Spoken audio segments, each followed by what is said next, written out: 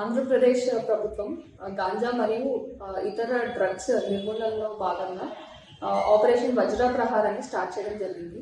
ఇందులో భాగంగా మా ఎస్పీ గారి ఇన్స్ట్రక్షన్స్ మేరకు వన్ టౌన్ సిఏ గారు మరియు వాళ్ళ సిబ్బంది ఈ గాంజా అక్రమంగా రవాణా చేస్తున్నారని వచ్చిన సమాచారం మేరకు ఒక ఇద్దరిని అదుపులోకి తీసుకోవడం జరిగింది.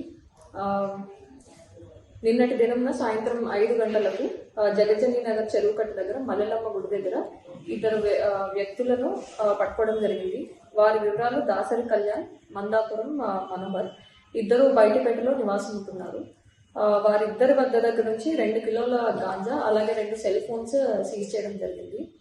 సో వీళ్ళు మామూలుగా గాంజా తాగడం అట్లాగే మద్యం సేవించడం ఇట్లాంటి చెడు అలవాట్లకు లోనయ్యి వైజాగ్ వెళ్ళి వీళ్ళిద్దరు కూడా అరకులో అక్కడ తెలిసిన వాళ్ళ వద్ద దగ్గర నుంచి